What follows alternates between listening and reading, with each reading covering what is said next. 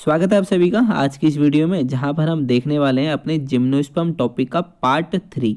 ठीक है, पार्ट 1 और 2 जिसने भी नहीं देखा है डिस्क्रिप्शन में मैंने लिंक दिया है, आप वहां से देख सकते हैं। पार्ट नंबर 3 में जो पहला क्वेश्चन है वो हमसे पूछा गया है, पाइनस की वो प्रजाति बताओ जो सबसे ज़्यादा ऊंचाई पर पाई जाती है। ठीक है, तो वो है हमारी पाइनस एक्सेल्सा। इसी को ही हम बोलते हैं पाइनस वल्चियाना। इंसुलैरिस का दूसरा नाम होता है खासी पाइन। पाइनस रॉक्सबर्जाई को हम बोलते हैं चेरपाइन। ठीक है, तो चलते हैं अगले प्रश्न की ओर। अगले प्रश्न में है ट्राइफोलियर स्पर जो है किसमें पाया जाता है। तो एक बार हम देख लेते हैं ट्राइफोलियर स्पर क्या होता है। देखिए, ये जो मैंने आपको स्लाइड दिखाई है इसमें आप देख सकते हैं कि जो स्पर जो होता है वो हम किसे बोलते हैं। स्पर में यह है कि जो ये सबसे आप देख रहे हो ना नीचे ये चीज़, इसको हम बोलते हैं पाइनस के पेड़ की लॉन्ग शूट। ठीक है, और ये जो आप इसके ऊपर छोटा सा ये हिस्सा देख रहे हैं इसको हम बोलते हैं ड्वार्फ शूट। तने की बात हो रही है यहाँ पे। ठीक है, ये है लॉन्ग शूट, ये है ड्वार्फ शूट। ठीक है, तो ड्वार्फ शूट के ऊपर जो आप ये सुई जैसा स्ट्रक्चर जो देख रहे हैं, सुई जैसी आकृति जो आप देख रहे हैं, इसको हम बोलते हैं फोलिएज लीफ या निडल लीफ, क्योंकि सुई की तरह दिखती है आकृति में, इसलिए इसका नाम है निडल लीफ। ठीक है, अब जब हम ड्वार्फ शूट और फोलिएज को एक साथ हमें कहना हो तो हम इन दोनों को मिला के क्या बोलते हैं, स्पर बोलते हैं। ठीक है, स्पर में क्या क्या आता है, ड्वार्फ शूट और फोलिएज लीफ। मतलब ये जो आप इतना स्ट्रक्चर देख रहे हैं ये वाला, ये क्या है, स्पर है। ठीक है, ये क्या है, स्पर। ड्वार्फ शूट और फोलिएज लीफ को हम मिला के क्या बोलते हैं, स्पर। अब स्पर की संख्या के आधार पर अलग अलग पाइनस की प्रजातियां पाई जाती हैं। यूनिफोलियर का मतलब होता है जिसमें एक निडल पाई जाए या एक फोलिएज लीफ पाई जाए तो उसको हम बोलेंगे यूनिफोलियर। बाइफोलियर का मतलब जिसमें दो फोलिएज लीफ पाई जाए, फोलिएज लीफ या निडल लीफ, एक और एक दो, ये होगी बाइफोलियर। ट्राइफोलियर में 3 पाई जाती हैं, 1 2 3। टेट्राफोलियर में 4 पाई जाती हैं, 1 2 3 4। पेंटाफोलियर में 5 पाई जाती हैं, 1 2 3 4 5। तो अभी हमने देखा कि फोलिएज लीफ की संख्या के आधार पर हम इनके अलग अलग नाम हैं, यूनिफोलियर, बाइफोलियर, ट्राइफोलियर, टेट्राफोलियर, पेंटाफोलियर। अब है नीचे इनके एग्जाम्पल। यूनिफोलियर का एग्जाम्पल है पाइनस मोनोफाइला, बाइफोलियर का एग्जाम्पल है पाइनस सिल्वेस्ट्रिस और पाइनस मर्कुसाई, ट्राइफोलियर का एग्जाम्पल है पाइनस जियार्डियाना, रॉक्सबर्जाई और इंसुलैरिस, टेट्राफोलियर का एग्जाम्पल है क्वाड्रीफोलिया, पेंटाफोलियर का एग्जाम्पल है एक्सेल्सा, वल्चियाना और अरमांडी। ठीक है, तो ये थे हमारे इनके आधार पर स्पर की बात। ठीक है, हमसे हमारे क्वेश्चन में पूछा है ट्राइफोलियर स्पर। ट्राइफोलियर मिलता है जियार्डियाना, रॉक्सबर्जाई, इंसुलैरिस। आइए देखते हैं हमसे क्या पूछा है, ट्राइफोलियर स्पर। तो अभी हमने क्या देखा, किस में मिलता है, जियार्डियाना में। तो हमारा ऑप्शन नंबर ए क्या हो जाएगा इसमें, करेक्ट आंसर। वल्चियाना में मिलते हैं 5 स्पर और सिल्वेस्ट्रिस या मर्कुसाई में मिलते हैं स्पर 2। ठीक है, उनमें स्पर की संख्या 2 पाई जाती है।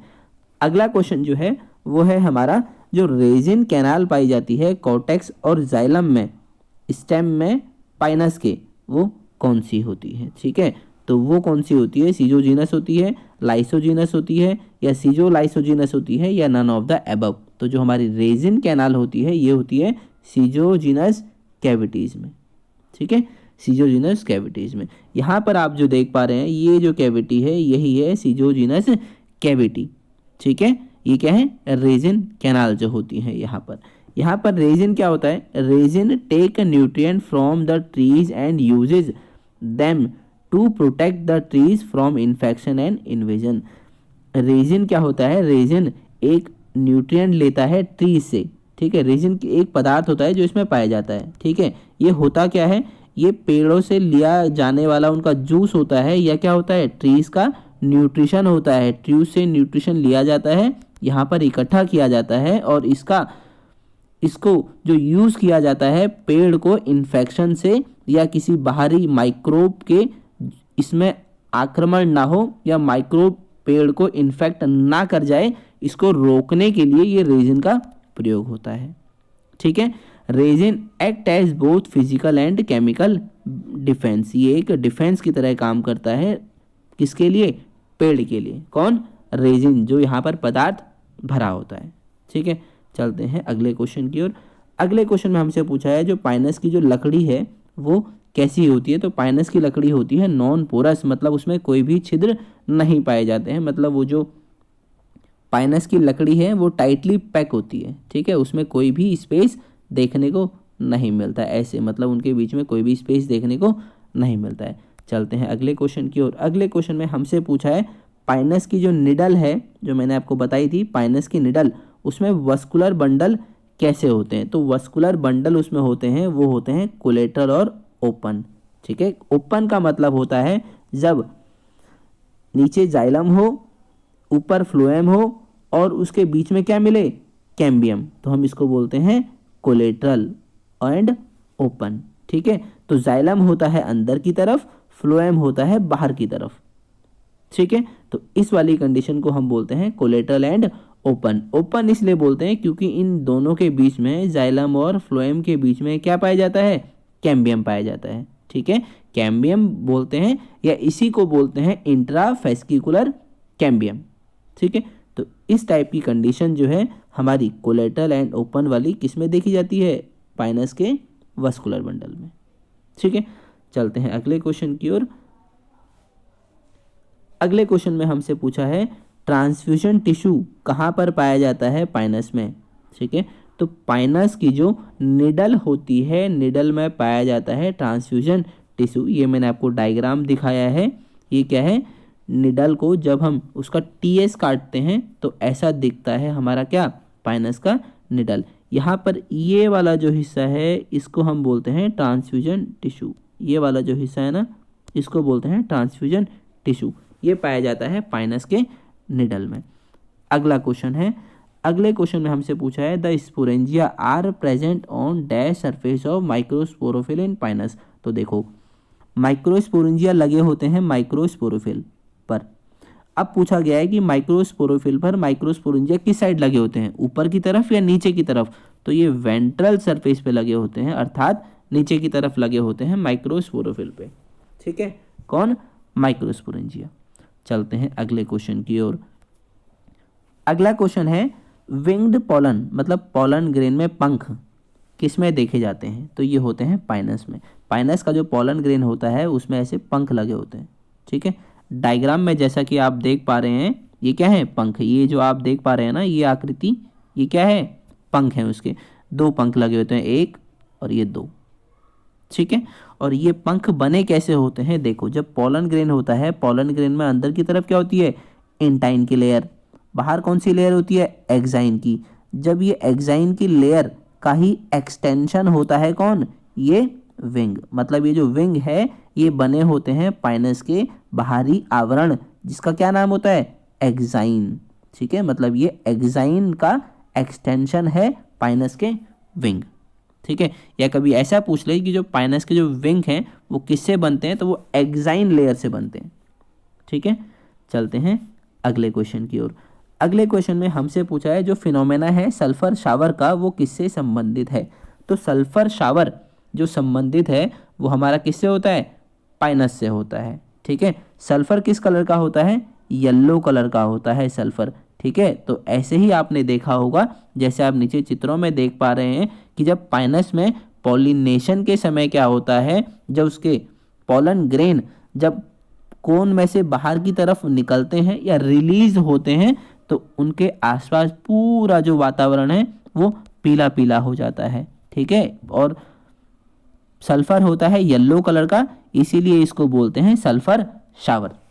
ठीक है, ये येलो कलर का दिखने में होता है। ठीक है, और इसीलिए इसको बोलते हैं सल्फर शावर। इसी का दूसरा नाम है सल्फर ऑफ शावर। इस नाम से भी क्वेश्चन पूछा जा सकता है, या सल्फर डस्ट, या पीली आंधी, या पीले बादल, या गंधक धूल। ठीक है, अगर प्रश्न में कभी भी ये इनमें से भी कोई शब्द आए तो हमारा आंसर क्या होगा? पाइनस। ठीक है, मतलब यहाँ पर जो बात हो रही है वो पाइनस के सल्फर शावर यानी जो उसके पोलन ग्रेन रिलीज होने की जो प्रक्रिया है उसकी बात हो रही है। ठीक है, चलते हैं अगले क्वेश्चन में। अगले क्वेश्चन में हमसे पूछा है विंग सीड आर फाउंड, जो विंग सीड मतलब बीज में भी जिसके पंख लगे हों वो किस में पाया जाता है, तो वो भी हमारा किस में पाया जाएगा, पाइनस में। पाइनस में आप देखेंगे इसके पोलन ग्रेन और सीड दोनों में ही पंख पाए जाते हैं। ये इसका सीड है ब्लैक ब्लैक और इसके बाहर ये क्या लगा हुआ है, पंख लगा हुआ है। ठीक है, यहाँ पर भी आप देख पा रहे हैं चित्र में, ये है सीड और ये ऊपर क्या है, पंख। ये जो क्या है, सीड और इसके ऊपर ये क्या है, इसके विंग्स, पंख लगे हुए हैं। ठीक है, और ये पंख होते हैं ओवलीफेरस के एक्सटेंशन होता है। ठीक है, जो उसके ओवलीफेरस स्केल होते हैं इसी का एक्सटेंशन होता है। ठीक है, चलते हैं अपने अगले क्वेश्चन की ओर। ठीक है, यहाँ पर एक पॉइंट मैंने और लिखा है, seed contain a large membranous wing formed from ovuliferous scale, मतलब सीड में एक लार्ज मेम्ब्रेन जैसी ये देखने में हो लगती है जिसको हम विंग बोलते हैं, ये बना होता है ओवलीफेरस स्केल से। चलते हैं अगले क्वेश्चन में। अगले क्वेश्चन में हमसे पूछा है पाइनस का जो ओव्यूल होता है वो कैसा होता है, तो आप यहाँ पर ये डायग्राम देख पा रहे हैं, यही सेम क्या है, पाइनस का ओव्यूल, जो कि होता है यूनिटेगमिक और एनाट्रोपस होता है। ठीक है, आप देख पा रहे हैं माइक्रोपाइल और हमारा न्यूसेलस और outer fleshy layer, pollen chamber, nuclear beak, archegonial chamber, middle stony flesh layer, inner fleshy layer. ठीक है, और ये बीच में क्या है, एंडोस्पर्म है और ये है आर्किगोनियम। ठीक है, तो इस टाइप के ओव्यूल को हम बोलते हैं एनाट्रोपस ओव्यूल और यूनिटेगमिक, जो कि पाया जाता है पाइनस के ओव्यूल में। ठीक है, तो चलते हैं अपने अगले क्वेश्चन की ओर। अगले क्वेश्चन में हमसे पूछा है टाइम इंटरवल बताना है पॉलिनेशन और फर्टिलाइजेशन के बीच में। पॉलिनेशन होता है पोलन ग्रेन का ट्रांसफर और फर्टिलाइजेशन होता है निषेचन की प्रक्रिया, जहाँ पर दो गैमीट मिलते हैं। वो समय बताना है कि इसके दौरान इन दोनों के बीच की अवधि कितनी होती है पाइनस में, तो वो हमारी होती है 1 साल की। मतलब पॉलिनेशन से फर्टिलाइजेशन होने तक उनके बीच में 1 साल का समय लग जाता है। ठीक है, चलते हैं अगले क्वेश्चन की ओर। अगले क्वेश्चन में हमसे पूछा है प्रोथैलियल सेल्स, जो मेल गैमेटोफाइट है पाइनस में, उसमें कितने होते हैं। मेल गैमेटोफाइट का मतलब होता है पोलन ग्रेन, मतलब पूछना चाह रहा है पाइनस के पोलन ग्रेन में प्रोथैलियल सेल की संख्या कितनी होती है। ये नीचे आप देख पा रहे हैं पोलन ग्रेन का डायग्राम। इसमें फर्स्ट प्रोथैलियल सेल और सेकंड प्रोथैलियल सेल, ये हैं 2 प्रोथैलियल सेल। इसका मतलब इसमें प्रोथैलियल सेल की संख्या कितनी होती है, 2 होती है, इसलिए हमारा ऑप्शन नंबर ए क्या होगा, करेक्ट आंसर होगा। ठीक है, पाइनस में होती है 2 और साइकस में कितने होते हैं प्रोथैलियल सेल, 1 पाया जाता है। ठीक है, अगला क्वेश्चन। अगले क्वेश्चन में हमसे पूछा है पाइनस में जो पॉलिनेशन होता है वो कितने सेल स्टेज पर होता है, मतलब माइक्रोस्पोर में जब पॉलिनेशन होता है पाइनस में वो कितनी सेल की अवस्था पर होता है। ठीक है, तो वो अवस्था जो होती है वो होती है टोटल 4 सेल स्टेज। जब 4 सेल की स्टेज होती है तब पाइनस में पॉलिनेशन होता है। ठीक है, चलते हैं अगले क्वेश्चन की ओर। अगले क्वेश्चन में हमसे पूछा है पाइनस का जो एंडोस्पर्म है वो क्या है। Pre fertilisation tissue, post fertilisation tissue, pre और पोस्ट फर्टिलाइजेशन टिश्यू। कहने का मतलब है ये पूछना चाह रहा है कि पाइनस में जो एंडोस्पर्म है वो कब बनता है, तो वो बन जाता है फर्टिलाइजेशन से पहले। वो क्या है, प्री फर्टिलाइजेशन टिश्यू है। ठीक है, अगला क्वेश्चन।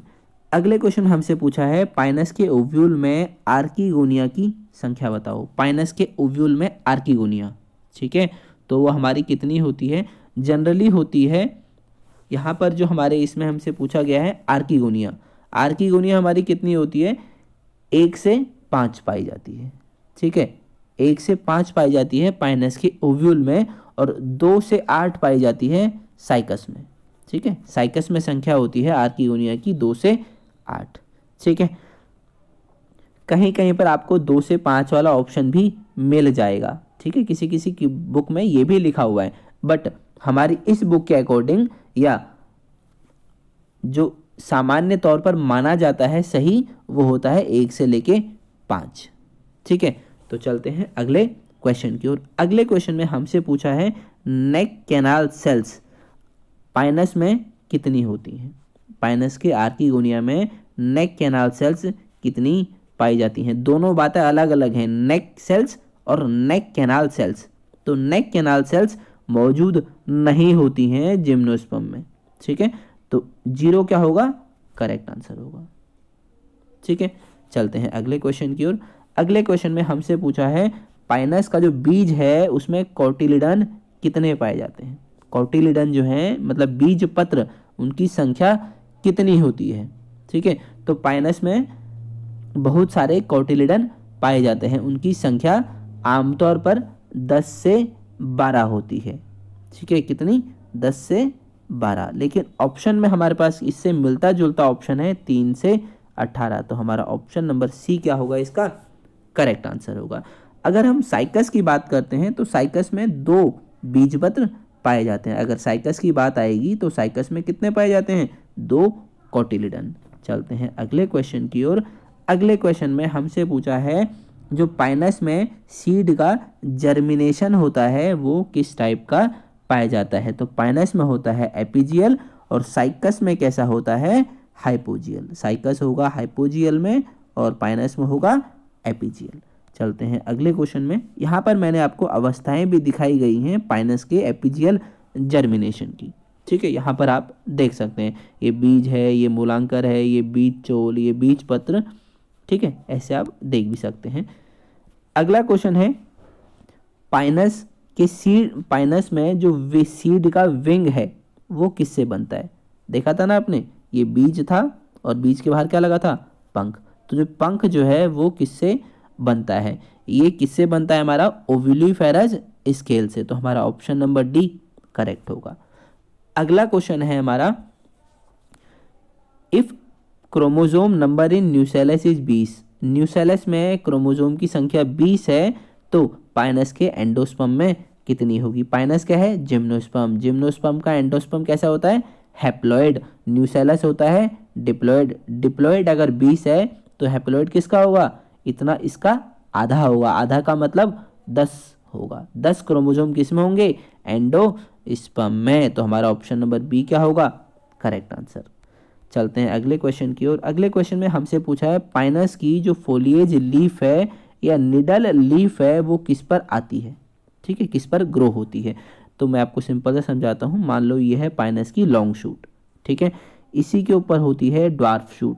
ड्वार्फ शूट के ऊपर ये जो निडल पाई जाती है वो किस पर पाई जाती है, ड्वार्फ शूट पर। ठीक है, ड्वार्फ शूट की जो लंबाई होती है या इसकी ग्रोथ होती है वो कितनी होती है, लिमिटेड होती है। लिमिटेड मतलब एक निश्चित होती है इसकी ग्रोथ। ठीक है, ये बहुत ज़्यादा लंबी नहीं होगी।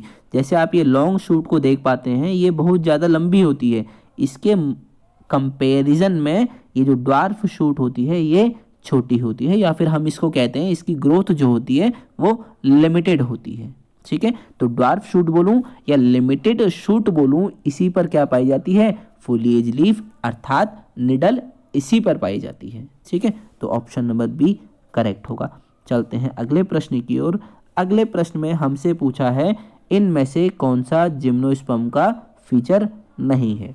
ठीक है, तो जाइलम विद वेसल्स, जाइलम में वेसल्स मौजूद नहीं होते हैं जिम्नोस्पर्म में, लेकिन इसका एक एक्सेप्शन है। कौन, नीटेल्स, GNETALES। नीटेल्स जो हैं इनमें, इनके जाइलम में वेसल्स पाए जाते हैं और नीटेल्स होते हैं जिम्नो और एंजियोस्पर्म के बीच के संयोजक कड़ी मतलब कनेक्टिव लिंक, और ये होते हैं हमारे हाईएस्ट जिम्नोस्पर्म। ठीक है, चलते हैं अगले क्वेश्चन की ओर। अगला क्वेश्चन है हमारा पाइनस में जो मेगा स्पोरोफिल है वो किससे बनता है। ठीक है, जो मेगा स्पोरोफिल है वो किससे बनता है। तो हम यहाँ पर देखेंगे ये हमारा बनता है ब्रैक्ट स्केल और ओविलिफेरस स्केल दोनों से, इसलिए हमारा ऑप्शन नंबर सी करेक्ट होगा। यहाँ पर भी आप देख सकते हैं ब्रैक्ट स्केल, ओविलिफेरस स्केल। ठीक है, चलते हैं अगले क्वेश्चन की ओर, जो कि है हमारे आज के वीडियो का आखिरी प्रश्न। यहाँ पर हमसे पूछा गया है कि जो जिम्नोस्पर्म का ओव्यूल है उसकी क्या खासियत है, ठीक है, या इसमें क्या चीज पाया जाता है। तो आप देखेंगे जो पोलन चैम्बर है वो सिर्फ जिम्नोस्पर्म ओव्यूल का कैरेक्टरिस्टिक फीचर है, या ये सिर्फ इसी में पाया जाता है। ठीक है, अब यहाँ पर देखते हैं हम, ये जो आप देख पा रहे हैं जगह, ये जो लिखा है मैंने पोलन चैम्बर, देखिए ये जो लिखा है पोलन चैम्बर ये है यहाँ पर। ठीक है, ये जो जगह देख रहे हैं आप खाली, बस यही है पोलन चैम्बर। यही खासियत है कि ये सिर्फ जिम्नोस्पर्म में ही पाया जाता है। यहाँ पर क्या होता है, जब यहाँ पर ये ओव्यूल में कोई पोलन ग्रेन आता है तो वो थोड़ा देर के लिए यहाँ पर रुकता है, तब वो इसमें आगे एंट्री करता है। ठीक है, इसके पोलन ग्रेन जो बाहर से आया है उसको ये थोड़ी देर रुकने का स्थान प्रदान करता है। कौन? पोलन चैम्बर, इसीलिए इसका नाम भी रखा गया है पोलन चैम्बर। तो ये थे हमारे इस वीडियो के क्वेश्चंस। बाकी आप चैनल को लाइक, शेयर और सब्सक्राइब करते रहें। ठीक है, बाकी मिलते हैं आपसे अगली वीडियो में।